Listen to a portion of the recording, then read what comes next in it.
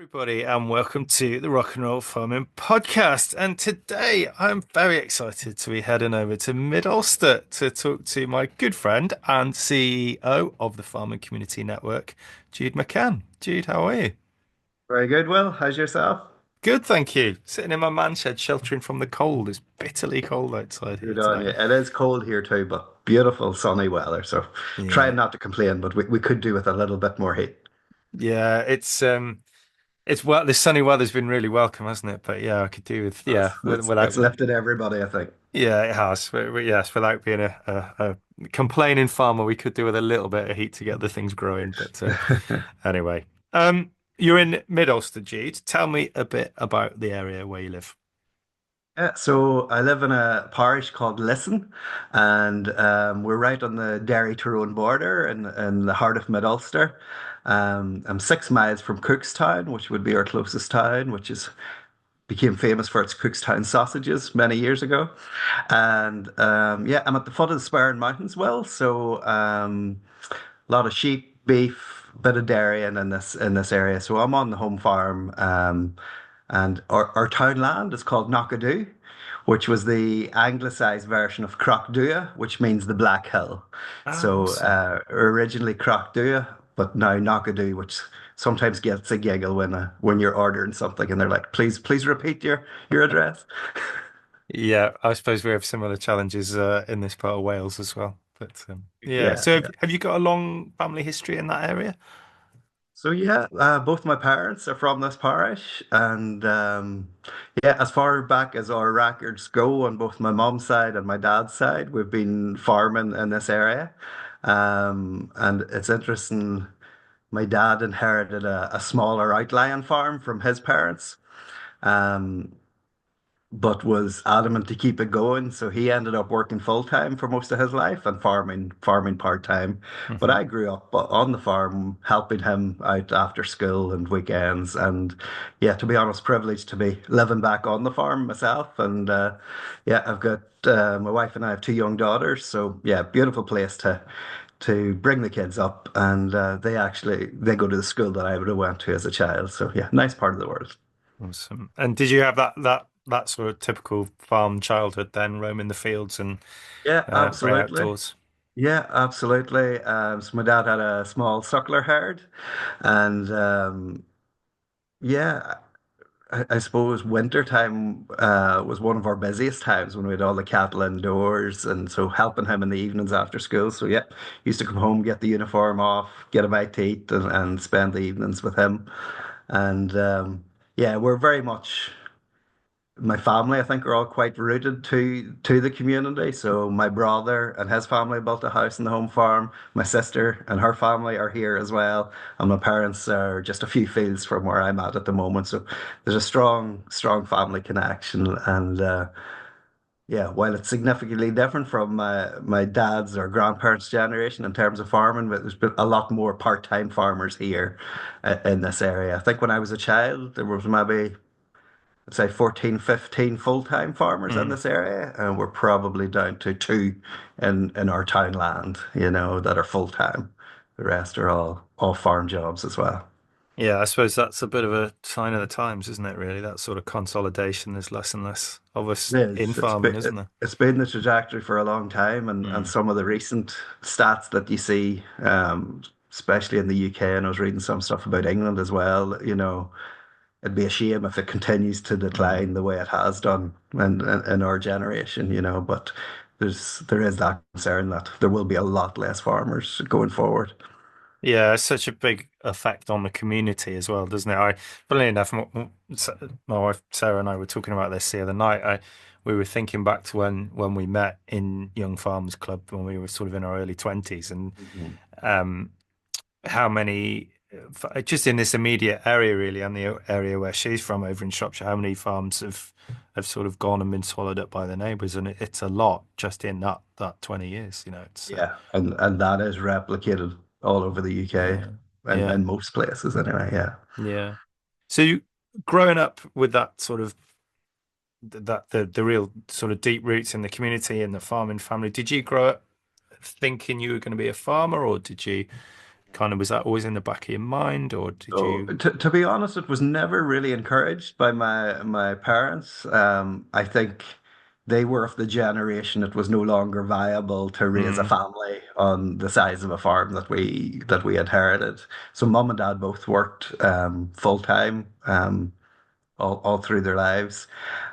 So yeah, it was very much work hard at school, get your mm, education, but this place is always here for you if you want to come back to. So yeah, it's interesting. My parents are quite forward thinking in the sense that yeah. almost 10 years ago they went through the whole succession planning exercise Wow. and discussed it with my brother and my two sisters. And, my brother, he's planted all his fields and trees. I've planted quite a lot of trees sort of on the steep slopes and the boggy areas of the Mm, farm. And yeah, to be honest, you know, my 8-year-old has been mad keen looking a puppy for a long time, and I eventually gave in about 10 months ago. So we've a young retriever, and to be able to get out through those sort of new forested areas or new woodlands, it's just it does your heart good, and especially this time of year, the birds singing and everything else, it does you good. So it was strange. My brother went on; he became an engineer. And while he lives here on the home farm, had never really had much of an interest in it. Um, and we sort of thought, is this going to be the end of the sort of all our generations in farming? My brother and I, were we going to be the last where we mm, wouldn't be farming? But interestingly, my sister has twin boys, so my two nephews have just finished agricultural college in Greenmount. They're now farming up near Limavady for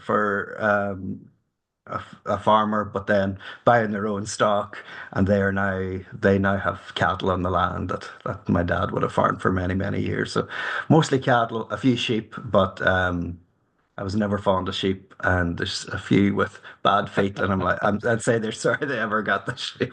yeah. Well, we've got that in common. Yeah, I'm not a sheep man either.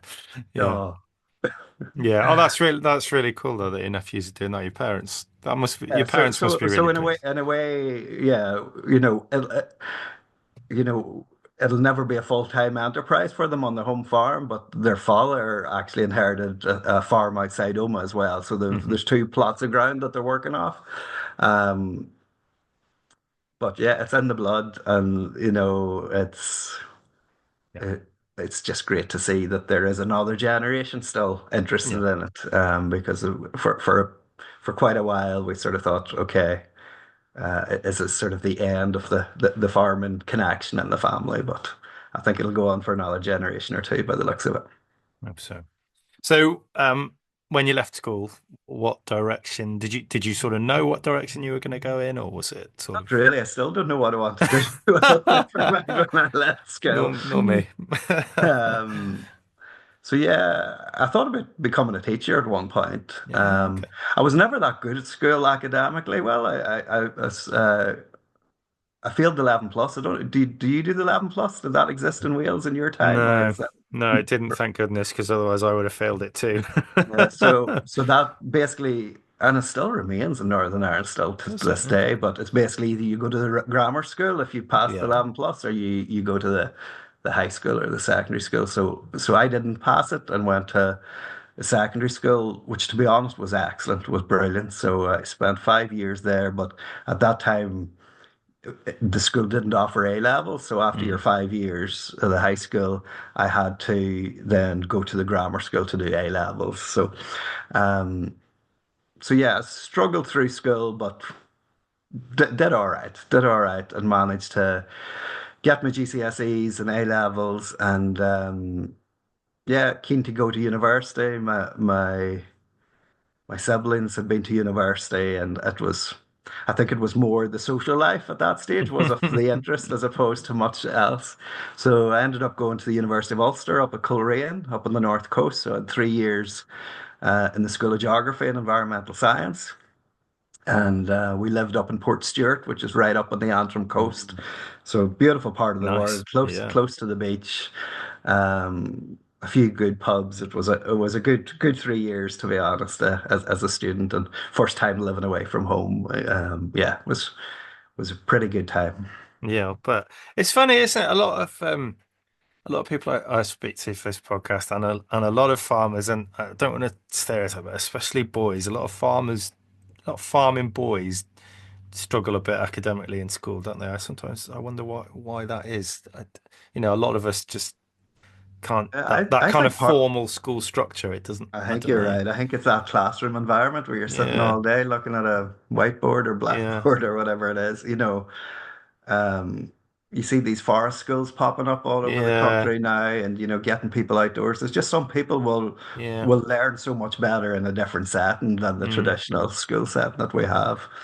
Um, but yeah, I have to say, I had good teachers that sort of you know, kept the confidence levels up, mm, but say it was probably not quite severely at 11 years of age, basically being told you're a failure and you can't go to the yeah, school that my brother had went to. yeah, Um, but I had some excellent teachers that sort of kept you motivated and said you do have potential academically to keep at it. So I always seemed to scrape through. I was never like top of the class or A grades, but I always got just over the pass mark and most things well. So I was quite happy with that. yeah. And if they could only see you now, Jude. Oh no. With your doctorate, which we'll go on to talk about. But all right, so when you finished university, what Yeah. direction did you go in then? So finished university and ended up doing a 1 year master's in communications. So I did that through Queen's University in Belfast, and my had a couple of friends that were interested in traveling, and even before that, I really enjoyed traveling. I think there's a traveler gene in the family here somewhere or another. But we decided we'd go to New Zealand and Australia, and the plan was a couple of months in each. Well, and working farms or fruit picking or whatever it is. So we set off, and I ended up. I just emailed a few heads of departments at universities out there to say, I've got a visa to work in New Zealand and Australia. I was doing a wee bit of research for Queen's University, so like as a research assistant at the time. So I thought if I could get something like this out there, it would be ideal. So I think I emailed maybe had 8 people, sort of the heads of departments.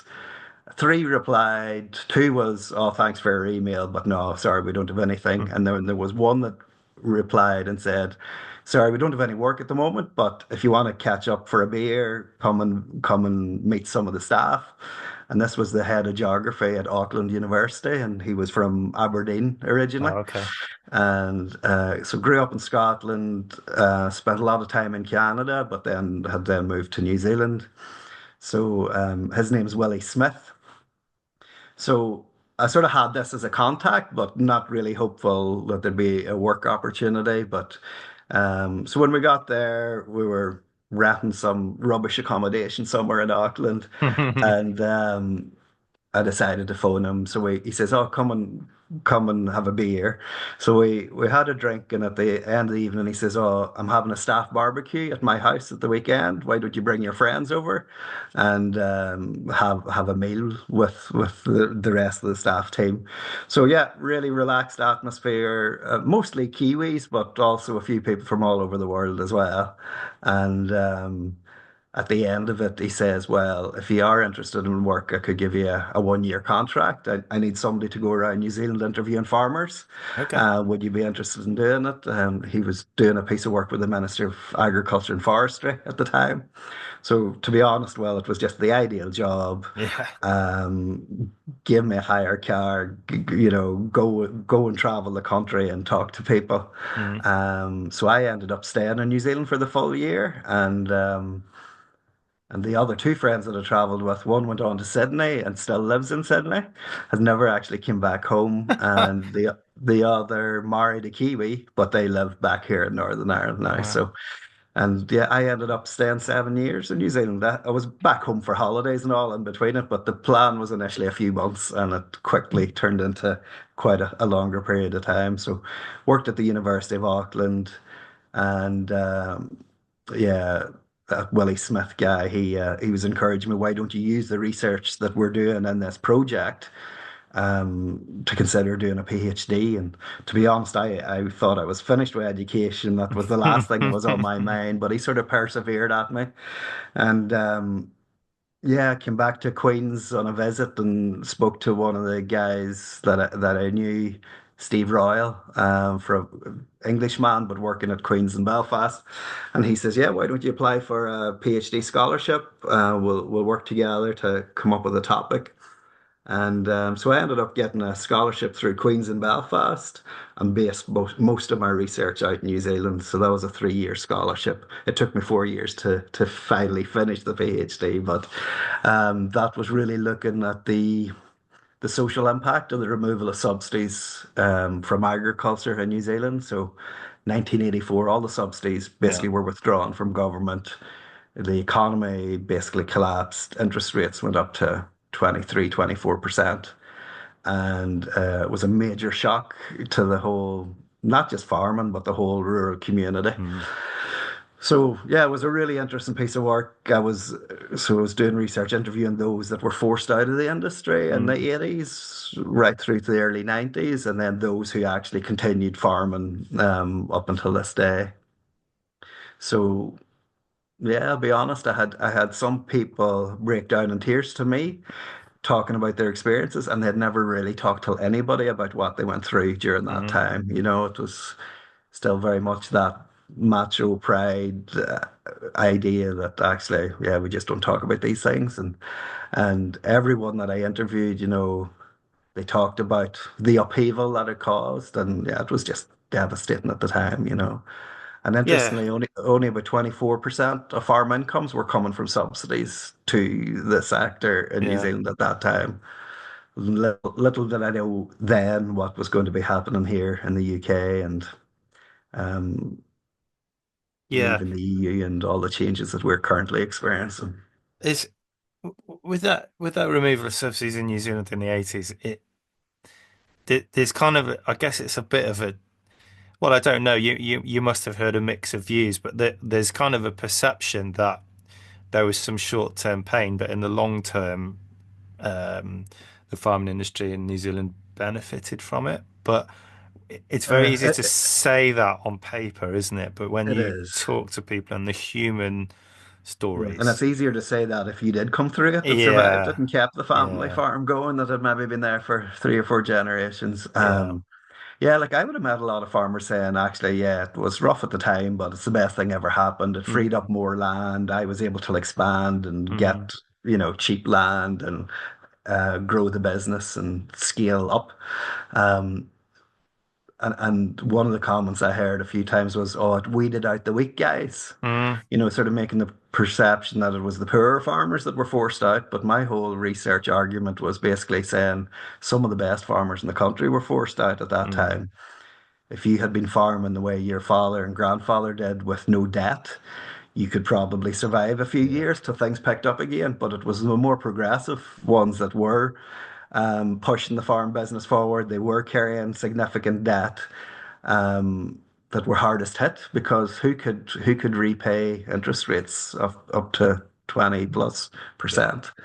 Um, but mm, interestingly, talking to a lot of the guys that did leave and exited, um, at the time it was brutal for them, but some of them, for many of them, they were actually, I've got a much better quality of life now doing what I'm mm, doing. And they went on to do other businesses, engineering, tourism, pubs, catering, some went back and retrained and became an accountant and a whole range of mm, different things.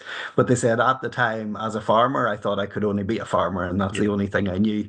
And there's a bit of that mentality still here as well. It's like, well, what else can I do? And I don't think people really value themselves, how multi-skilled people in the farming sector are, and how you can apply a lot of these skills to different areas. So, and some of them then talked about the sort of the quality of life that they have now compared to when they were farming. mm, Um, just in a different sector, but just a whole different, able to get a bit of a holiday with the Yeah. family every year, Yeah. whereas before they felt completely tied to the farm all the time. So many of them went on to be very, very successful business people in other walks of life, and actually appreciated a different quality of life than what they were experiencing or what was expected of them by their parents or the neighbors.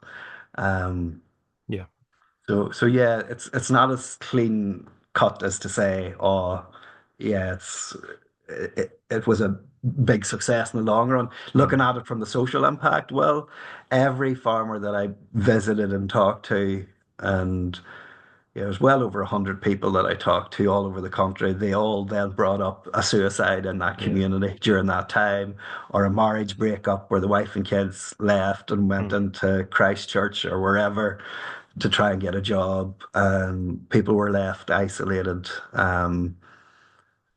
So yeah, you can imagine going through that period of time, but also then the sort of the disintegration of families as well, and then what that did to rural schools and Yeah.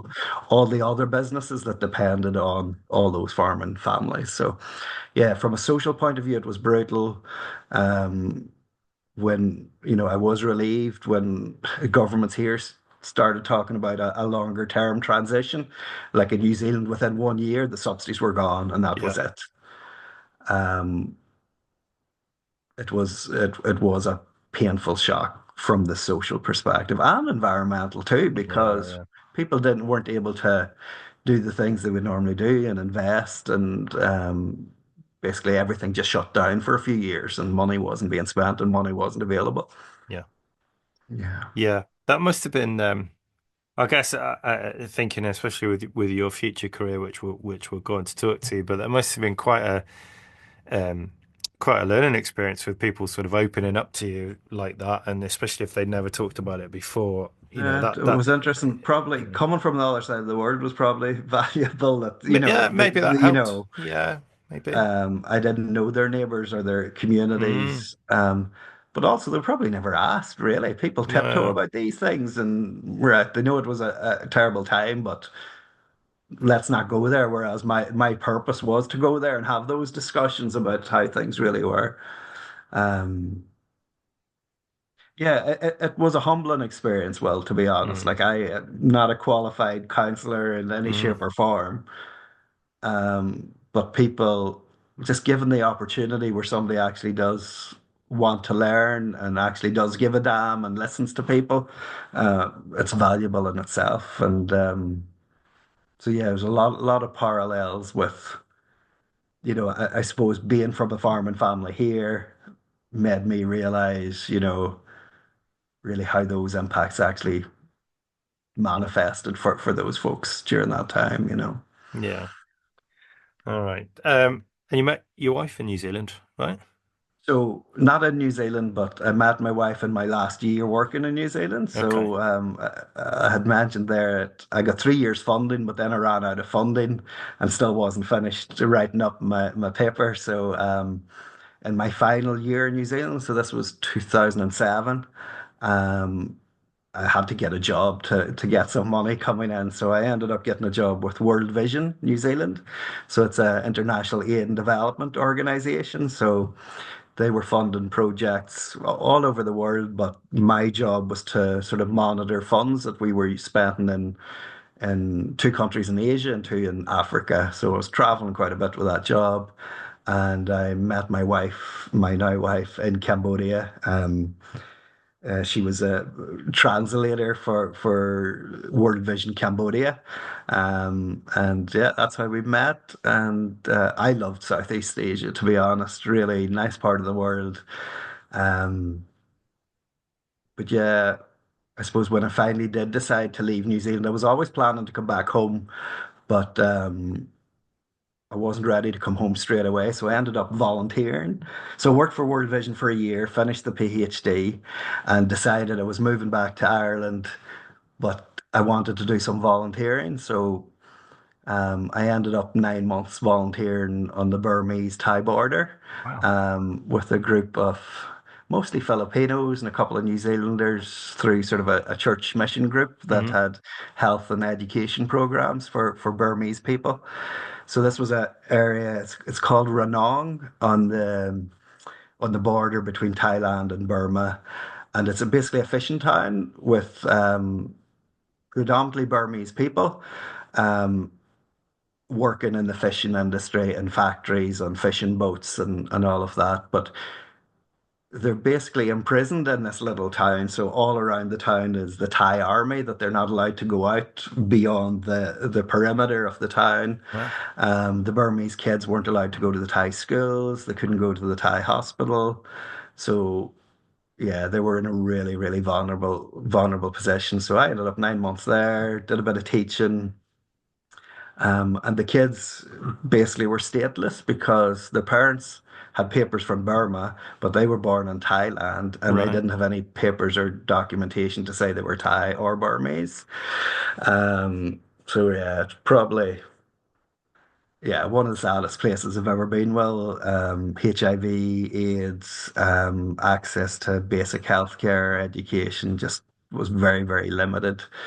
And the reason why I ended up there was the previous year when I was with World Vision, I was supposed to go to Burma as part of my work, but they wouldn't give me a visa to let me into the country. I think they were suspicious that I was an American journalist or something. I don't know if you remember the Saffron Revolution, where you had all the Buddhist monks protesting in Yeah, I do. Burma. Yeah. Yeah. So this was just the year after that, and Yeah. they're, Okay. they were protesting against the military junta, and then they really clamped down on foreigners coming in and out of the country. So while I couldn't go there, then I visited some of these Burmese projects on the border with Thailand.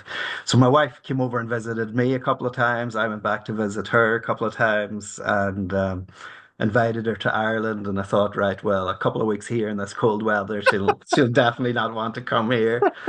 But yeah, she liked it here, and yeah, we decided we got engaged, and yeah, we thought we'd give it a shot here in Ireland. But I also, if it ever came to it that she wanted to go back to Asia, I was open to that. And now we've two girls. We have a 5-year-old and an 8-year-old. They've been back out to Asia a few times, but now that they're in school and Yeah. education, and when you look at the healthcare we have here, as much and all as we complain about it, and there are big challenges here when you compare to other parts of the world. Yeah, we've a lot to be thankful for. So yeah, living on the home farm, being where we're at, yeah, pretty privileged to be able to be where we're Yeah. at and bring up a family where we're at. Yeah. What an incredible few years you had though. What, the people you must have met and the life experiences and you and I would be from fairly similar communities, I guess, that, these kind of small farming communities where everybody knows each other, but you have really broadened your horizons literally and Well, yeah, it's incredible. it was probably studying the geography at the university, Yeah. and then just keen to see what was out there. Yeah. New Zealand, Australia, it's an easy place for us to go. You can get a visa, no big deal, but you end up going to the other side of the world, and it was almost embarrassingly easy how easy it was. Yeah. Because you had all these other immigrants to the country, um, who weren't being welcomed or weren't being given the opportunities yet for me from the other side of the world. But like every farmer you met, there was either Irish heritage or Scottish or Yeah. English connections, and has stayed very, very strong. But yeah, it was a good time. And so yeah, as I say, well, it was 7 years in New Zealand. I was back and forward, and I would always stop off somewhere, just somewhere random on the way out or on the way home, and yeah, just like to explore and see a bit of the world. Yeah. Amazing. Um, and on a similar traveling theme, tell me about your Nuffield scholarship. Well, first of all, let's explain what a Nuffield scholarship is, but then tell me how that came about and what you ended up So studying. Nuffield was set up by William Morris, who made the Morris Minor cars and the Nuffield tractors, and Basically, there was a scholarship set up to give people from the UK an opportunity to travel the world to learn about agriculture, food, rural issues, and bring back new ideas and best practice to the UK. So I was fortunate. I applied once and wasn't successful, but I think one of the things I learned was, try again. I wasn't afraid to give it another shot. So I went back a second year with a better idea and a better proposal. So I ended up getting awarded a scholarship in 2017. At that time, I was living in Northern Ireland here. So I was working in Belfast for a couple of years when my wife and I first came back over here, and then I got a job with Rural Support, which is a charitable organisation supporting farmers and farming communities. So I based my Nuffield research around how support organisations can help build resilience, and yeah, did a bit of travelling as part of that. Great opportunity, great network. And probably gave me the confidence to look beyond Northern Ireland, and created a whole network across all of the UK. Um, and then it wasn't long after that one of the farmers that I met through the Nuffield experience was Doug Avery, the resilient farmer. Don't know if you've read his book or seen him speak well, but Former rock and roll farming podcast is guest, that right? Doug Avery. Yeah, So I'm still in touch with Doug, but I went and yeah, visited great guy. him on his farm Did you? when I was out on my Nuffield research, and I said, "Oh, I'd love to get you over to Northern Ireland to do a few engagements or Hmm. talking engagements." And he said, "Well, he had already done Scotland, I think, a couple of years previously, and he says if you can set up some sort of a UK tour, he would consider it." So he ended up coming over. After my Nuffield and when I was working with the rural support. And I reached out to FCN at that time and said, "Here, we're going to host them in Northern Ireland. Could you guys host them in Wales and England? Would you be interested in sort of developing a partnership?" Doug is a shrewd businessman, so he knows how to charge, and I knew we couldn't do it on our own. So yeah, FCN were up for the challenge, and we got a bit of funding secured from a few different places. I think it was HSBC was probably the most significant one. Hmm. A girl from New Zealand who was working in HSBC, she and I had made the connection, and she thought this was a great idea. So we brought him over, and I think we had 3,500 farmers turned out to listen to them between Northern Ireland, England, and Wales. Yeah, you've met him. He's a comedian at the same time, very deep thinker. He's been Yeah. through an awful lot himself personally and his own mental health and depression challenges to becoming the Farmer of the Year in New Zealand and um, in the South Island. So yeah, that went down really, really well. And so I was with Rural Support when I did that in Nuffield. And then when Doug Avery was over here, I went to England to hear him speak in England for one of the nights. And then Charles Smith, who was the previous CEO of FCN, came over to Northern Ireland for one of the nights. Okay. And he told me that he was moving on from FCN and like Doug was talking about challenging yourself and seizing opportunities and pushing yourself and all of that. So Yeah. I think Nuffield gave me the confidence to give it a shot. I knew people across the water that I didn't know before. Didn't think I would get the opportunity, but they invited me to an interview in London, well, and London's a whole world away from everywhere else for me. Even Yeah. though I have traveled, it's usually been to fairly small towns and cities Yeah. or compared to London. But they interviewed me in the basement of some I don't know, some HR company in London. And the lady at the desk came out and says, "Oh, I'm going to take you down to the dungeon now for your interview." And literally, they took me down to a room with no windows downstairs in the basement to do the interview. Um, yeah, came out of it. Thought, oh, that went better than I expected, and got a phone call that evening to say that they'd offer me the position with FCN for England and Wales. So I've now been with them for 5 years. Amazing. Amazing. Yeah, I went to see. I'd interviewed Doug on the podcast, and then I went to see him when he spoke at Harper Adams, and Yeah. yeah, it was very very inspiring. It's amazing what how one thing leads to another, though, isn't it? It is. So like you and Yeah, I obviously didn't know each other at that time, no, but yeah, yeah, yeah. But he was an amazing guy. He got people up singing. I don't know if he did the he same did, with the evening that you were he there. did, It's like, he did. you Yeah, know, to get a group of farmers up singing songs, it's yeah, not every individual has those skills or capabilities. So no, a real nice guy. I'm still in touch with him, still be messaging back and forward, and yeah, people like that just willing to tell their story and not to be afraid to talk about the hard times and the tough yeah. times that we went through. I think it helps people realize every one of us at some stage in our lives, it's all peaks and troughs. It And is. the more we talk about it and be open about it, the better, as far as Couldn't I'm concerned. couldn't agree more. So tell me about FCN. I know about it, and I guess most farmers in the UK will, but for non-farmers or people who aren't in this country, what is a farming community network? So FCN, we're a charitable organization, farming community network. We're 30 years old this year, so we're having a celebration this year.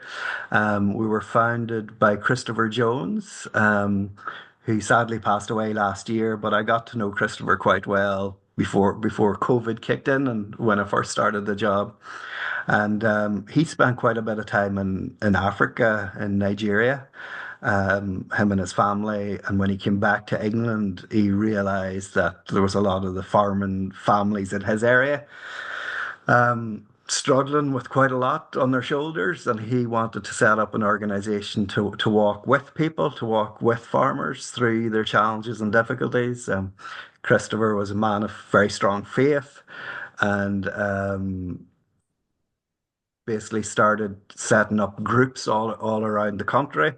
And it's now grown to we have 30 FCN groups or county groups. We might have two or three counties combined across England and Wales, where we have our volunteers.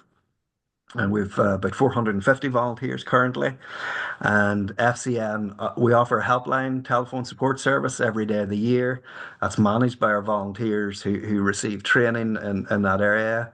We have other volunteers then who will go out and visit people in their own homes and talk through whatever the challenges might be. Or if they want to meet in a local cafe or pub, we can go meet somewhere off the farm. And it's really just to provide a listening support service. So we're there to listen. We're there to su support people through whatever challenges they're experiencing, and then also connect them in with appropriate help and services as and where we can. So every telephone call that comes through, we offer local support if we can. And most people who do contact us via the helpline do appreciate that. And yeah, you can imagine it's a whole range of issues that we're supporting people on. The top three ones that come across on the helpline is financial, relationship issues, mental health, and stress. But behind that, there's a whole array of other things, whether it be delayed payments, uh, bovine TB, the weather. There's so many other factors, but you know we're a voluntary organization. We have no other agenda. We're not trying to sell anything. We're there to listen and support. And I think in this day and age, people are just so busy, and we don't have the same time with our families or with our neighbours that we used to have. To have somebody who will sit for half an hour or 2 hours if it's needed, I think that can't be undervalued. So yeah, the volunteers are the backbone of the charity, and we sort of developed a little bit over the last couple of years to do a lot more work in the proactive space. So um, ultimately we would prefer nobody was calling our Yeah, helpline, and but yeah, the reality is there is a need and will be a need for that. But the more work we can do proactively to try and prevent the problems escalating into a major crisis, the better. So we've set up our Farmwell platform, which is farmwell.co.uk. And that's around business resilience, personal resilience, and where to go to for support. And we've over 10,000 people a year accessing information on that. And we recognize there's a lot of people will never pick up the phone to a helpline mm, organization, but they will go online and search for the information. Um, and then on the back of that, we've We've set up a project with Macmillan Cancer Support looking at health inequalities in farming communities, and that's a UK-wide project. So we're halfway through that now, but it's basically an awareness raising campaign to recognize that farmers will call the vet when we need to when there's a sick animal, but we're a bit less likely to go and get ourselves checked out if we suspect there might be something wrong. Yeah. So it's about trying to shift that culture and be proactive. And I'll be honest with you, Will, even though we've only been going a year now we've called it Nip It in the Bud campaign. I had a farmer from the Midlands come up to me not very long ago, and he said if it hadn't been for this campaign, I wouldn't have went to the doctors. He says I suspected there was something not right, and they said they would do blood tests, and he says I had to ask, well, what are the blood tests for? And he had to push to get more blood tests done. So he was, he was quite vocal about it, and the results came back, and he's confirmed to have prostate cancer. Mm. And if, he says if it hadn't been for the campaign, he probably wouldn't have Yeah. sought that help. So, every one of us knows of somebody in our community or in our families impacted by cancer. It used to be one in four of us, and now they talk about one in two of us will experience cancer at some stage in our lives. So yeah, we need to. We're sort of on a mission to make people think, well, what is your greatest asset on the farm? And it is you yourself. It is the people, and you have to give priority to that. And I know busy times of the year, like now with lambing and calving and everything else. But you have to put your health first, and we've come across some quite sad stories of people not going for their chemo treatment because it's Yeah. lambing time and they just don't have the time to do it, or I would think that's quite common, sadly. it is. I just, you know, a lot of people are on their own on the farm, aren't they? And there's a lot of animals to feed or look after. As you said, people often, I can think of many farmers who would put their animals' health above their own. Yeah, I yeah, think that's quite common. yeah. Yeah. It's interesting though, but you have to realize how far the sort of the medical intervention has come Mm, in regards to treatment of many of the cancers. So like, you know, we have one staff member now from Northern Ireland who's been living with cancer for over 40 years, and he's quite willing to talk openly about his sort of cancer experience and continued working and had a very successful career through that. But if he hadn't have went and got the treatment, you know, the outcomes would have been much, much, much poorer for him. So the reality is, yes, it might be a busy time, but actually you could live a very healthy, fulfilling life for many, many years if you get the treatment early and get that support. Whereas if you put it off, then unfortunately the outcomes or the likelihood of it being much more severe is much higher. So yeah, it's yourself, it's not easy changing any mindsets or cultures or that, but actually having people talk openly about that and their cancer experience and the importance of seeking help early. Yeah, it's something that I feel has sort of fallen off the radar. There's been a lot of talk and support around mental health support, which is absolutely needed, but it's all interdependent. The physical health issues impacts the mental yeah. health and vice versa. And I sort of feel the likes of cancer and dementia and things like that that affect every farm and family, we're not talking about it as much as we should be, and we're not seeking help as much as we should be. Yeah. Yeah, I think you do amazing work, and one of the things that you also do is you collaborate and work with other mental health and well-being charities in this space in Yeah, agriculture as well, don't you?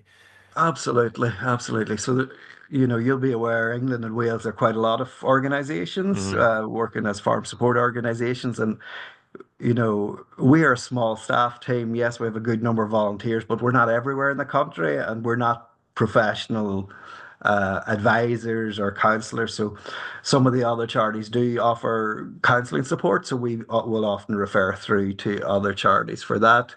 Also, localities, if there's a particular area where we know there's another organization with more resources and better able to support that person, then we will direct them through to those. So, like, yeah, we can't do it on our own. We're only touching the tip of the iceberg of the problems and challenges that are out there. And we have a different offering to some of the other organizations. So yeah, the more we can work together and collaborate, the bigger an impact we can have, and the more people we can reach and support. In my time with FCN, we've had a couple of organizations that came to us and said they would like to become part of FCN. So we helped facilitate that. That was Beds and Cams rural support and Nottinghamshire rural support. But there are many, many others that we want to work with and collaborate with. And Addington, for example, would be one of the ones that we do work closely with because they offer support around housing for young people wanting to get started in agriculture, but also for the older generation who want to step back from the farm and out of the farmhouse to find accommodation somewhere else to let the next generation take over. So yeah, we can't do it on our own. We're not everywhere, and the more we collaborate, the better a service we can provide. Sure. So for people listening, if they want to know any more information, or if they think they might want to ring the helpline about something, where can they find So the yeah, info? have a look at our website or fcn.org.uk. Also the Farmwell resources as well that I mentioned, farmwell.co.uk. Um, you know, we're out at a lot of shows and agricultural events all over the country. So come and talk to us when you see us. Don't hold back.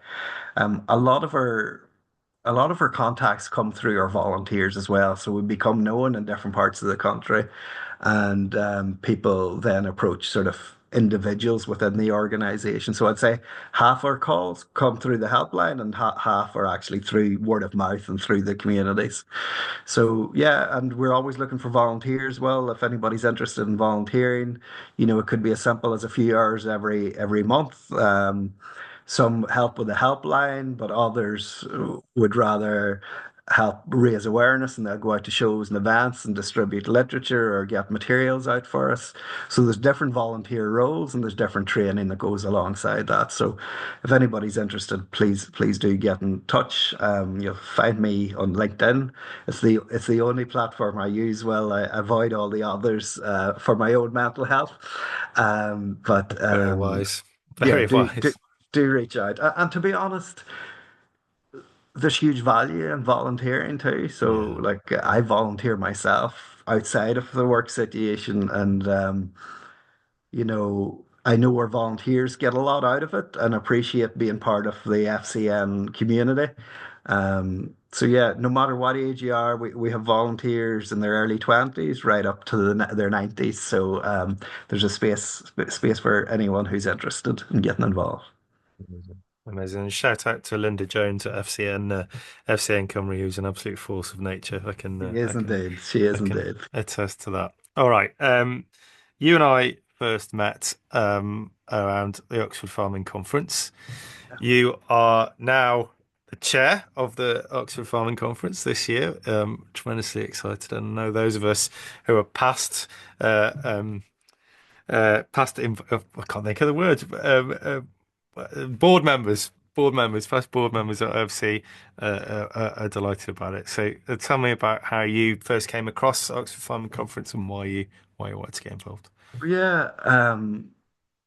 So 5 years ago was my first OFC when I just started the job with FCN, and it was my first week in the job. We were having a presence at the Oxford Farming Conference, and my chairman, Mark Southern, was there at the OFC as well. And yeah, I just loved the event. I hadn't been to Oxford before. I didn't really know much about it, to be honest, about the conference and what it entailed. And my chairman, I remember him saying to me at the time, he says, "Oh, you should apply to become a director of OFC." And I thought, right, I'm 1 week in the job, and he suggested I try for this. So I put it off, and I put it off for a couple of years, and through the COVID years as well. And he kept mentioning it every year. Well, why don't you go for that? So I don't know if you know Mark Southern well, but he's a former Agri bank manager with Okay. Barclays. He was head of agriculture, and he's become a real mentor to me over my time with FCN, and willing to open doors and provide that support and guidance. And so I did. I thought I'll put in an application, not expecting to hear much back, but then I got called to an interview, and I think you were on the panel, weren't you? It was, yeah. Had Yeah. we met before that, or was that No, I really the don't first think time so. we had met? I think it was, yeah. I Yeah. think it was. So yeah, in my third year now, so this is my final year as a director, and for my sins, I'm now the chair for OFC 26, and our theme is around growing resilience. So yeah, we've already started our planning for January 26. You enjoying it? Enjoying being the I chair? am. I really enjoy it.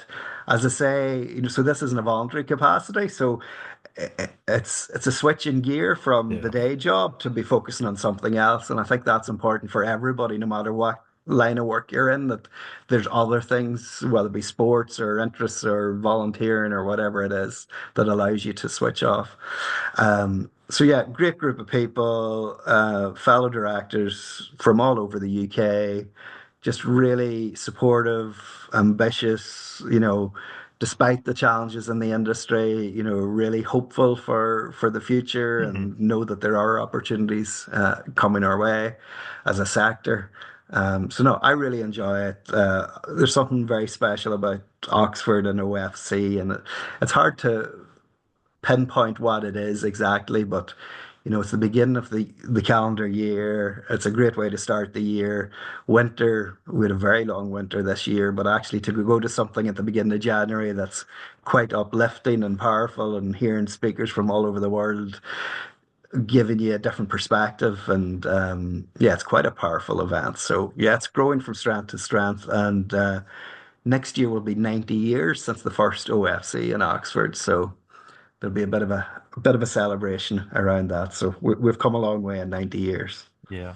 Yeah, for sure. No, no, I can't wait till OFC 26. I will be there cheering you on. Good, good. Looking forward to it.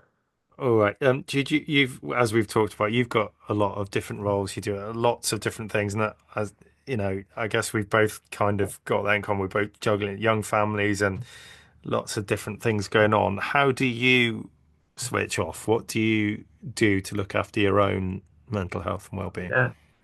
So it's interesting. Yeah, there's a lot of responsibilities in the day job. Brilliant team around us, brilliant team of staff and volunteers, but we all need to create that wee bit of Hmm. space.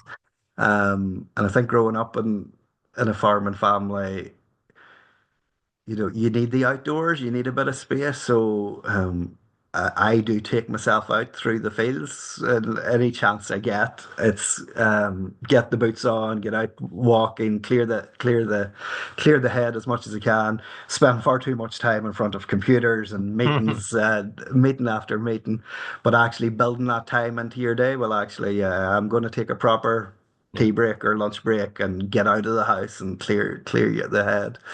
Um, you know what it's like as a dad. It's like, after school, there's taxi services to be done here, there, and everywhere. So you're Yeah. the social life that we once had has pretty much disappeared. Yes, it Um, has. but like my girls are, into football, Irish dancing. But like if I take them up to the football practice, I'm there meeting other members of the community and Yeah. interacting, and that whole community aspect is so important, so powerful, and all the activities that go on around the school. Um, and my wife and we set up a small charity in Cambodia, just as we were moving over here. So we have a small education program, and we raise a bit of money here for scholarships. Um, Mostly girls that we've provided scholarships to from families that maybe struggle to get their kids through education. So again, that's another shift in mind when we're focusing on that. So we were just chatting last night with the generous support of family and friends and people who have donated over here. We've had 56 scholarships to Wow, girls over the last 10 years. that's We've had a incredible. couple of thousand through English classes Yeah. at the school, and so yeah. Before COVID, we were back and forward every year to visit my wife's home place and to help with a project. But it's having these other interests and other activities outside of the day job, well, that I think is just important. Sometimes when work is hard, the temptation is to just work harder and harder, and the head goes down. Yeah. Whereas actually taking a step out of it and getting away for a weekend or even just an evening, just to clear the head, you sort of come back with a different perspective and a different sort of thought process. So, yeah, trying to build a bit of time in for yourself or and for your family and what's become a very busy life for everybody, I think. Yeah. Yeah. Okay. Great answer. All right, and Jude. We will finish off with the traditional five hard-hitting questions. If you're ready for these, and just this is just a because we're just kind of starting the podcast again. The idea that these are not random questions. The idea behind them is that this whole podcast was to break stereotypes. When I first came up with the idea, it was to sort of say that yes, people from farming families do have a favorite song. We are not this alien species. We're just like everybody else. So, yes, they do have a significant sort of purpose. So, yeah, Yeah. Favorite song? yeah. Well, let's go with best gig you've ever been to first. Music, Best comedy, whatever best you like. gig.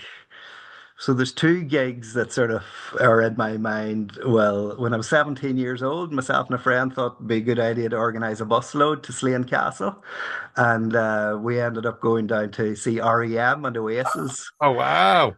Um, so yeah, I was 17 years of age at the time. Looking back, it was like, who ever thought that was a good idea? Oh wow! Oh, that's So amazing. that was a massive gig. And then in 2001, also at Slane, got to see U2 play at Slane, and 100,000 people there. Yeah, it was just amazing. I Yeah. went to see you two, not at Slane Castle, unfortunately, in Manchester. That was in 2001, so it must have been the Yeah, same tour. same In tour. the was it the All That You Can't Leave Behind tour? I can't remember, but Think, I it think was so. awesome. Yeah, it was It so good. was. It was. Yeah, Yeah, yeah. they were just yeah So that they're probably the two most memorable gigs I think that I've been at. Yeah. yeah yeah okay. What's the best piece of advice you've ever been given? That's a piece of advice. We have an FCN volunteer down in the south of England, and he sort of has a mantra, and he puts it on his emails. And often when you're talking to him, he just sort of ends by Mm, keep looking up, and that sort of sticks in my that's mind. I good. think it's very, very simple. Um, it's good advice. Like we all have good days and bad days, but if we can try to just try and keep the chin up and keep looking up and see what's around us and be appreciative of the things that we do have, despite all the challenges. Um, that has sort of stuck with me as a quite a good mantra to sort of try and switch your mind when things aren't maybe going the way you're hoping it should do. So yeah, keep looking up is I pretty really good like that. advice. I really like that. I might even make that the title of the of this episode. Okay, what's the best book you've ever read? Best book. My mother gave me a book about 10 years ago. It was called The Green Platform. It was an Irish guy that has written it, but it was all very much about shifting from a red state of mind to a green state of mind, or from the red platform to the green Mm, platform. And sounds good. yeah, I think it was sort of the first thing that started making me realize, you can either get out of bed every morning and say, this is going to be a tough day or a rubbish day or whatever language you want to use. Or you can get out of bed and thank God I'm here for another day. Um, you think about the things that you have around you and say, well, actually, it's going to be a good day. And if you start your day off in a positive mindset, you're much more likely to have a good day. Yeah, Whereas if you get up and feel that this is going to be another shit day because yesterday was pretty rough, it probably will be. yeah. So that book sort of helped sort of in that sort of that negative way of thinking, which we all fall into at Yeah. times. And actually, can you just switch it and focus on the good stuff as opposed to just constantly dwelling on some of the negative stuff that's running through your head? I like that. I'm going to check it out. Okay. If you could meet any historical figure, who would it be and why? Historical figure. Um, it would have to be Jesus Christ. Well, um, Pretty you cool know, answer. I don't know if you've had that answer from other I people haven't, before. but I mean, yeah, it'd Uh, answer a lot of questions. yeah. Yeah, I don't know if I've talked to you about my faith well before, but uh, from an Irish Catholic family, an uncle was a priest in America for 50 years. Um, Sort of, it's always been deep rooted in our culture, and I think as I've got older, and especially as I've had children, Yeah. and probably all through my life, that whole spiritual aspect of our life that we don't often talk about. Um, is so important, you know. Yeah, so if I could meet an historical figure, I think we could have a pretty good chat. The original radical. Yeah. Yeah, you're Yeah. right. You're Yeah. right. Okay. And lastly, then, your all-time favorite song. All-time favorite song. That's not an easy one, It's but the hardest question, I think. it is. Mm. But I was thinking about you two earlier, and I still haven't found what I'm looking for. Um, Yeah. I'd say you asked me what did I want to do when I was 16 or 17. I still don't know what I want to do. I'm not sure what I'm looking for, but I think there's a real sort of spiritual depth to that song as well. We're all on a journey. We're always looking for something more or something greater or a bigger power or looking for healing or whatever it might be. So yeah, I just love that song. Just the music, yeah, it's just sort of an iconic U2 song, isn't it? Yeah, it's a lot of spirituality and a lot of U2 songs, isn't there? It kind of There is. I guess yeah, it's yeah, maybe that Catholic upbringing again, it sort of runs through all their songs, doesn't it really? But Yeah, yeah. yeah. All right, Jude. It's been brilliant to speak to you. It's always lovely to. I've forgotten how much I enjoy doing these podcasts because you kind of see people and we're always busy and you're always in a rush when you bump into people. But it's nice to just have an hour and chat about people's It lives. is. It's It is. And great to see you back on these well. And yeah, look forward to seeing you in Oxford if I don't see you before that. yeah. Well, hopefully I'll see you before then. But You will indeed. yeah, and yeah, you and the family are always welcome if you're ever over in the UK. We will. We'll give you a shout next time we're in Wales. Cool. All right, we'll speak to you. Brilliant to speak to you, Jude. You Yeah, take care, well. amazing All the story, best. and yeah, keep up the good work with the FCN. It's yeah, you changing lives.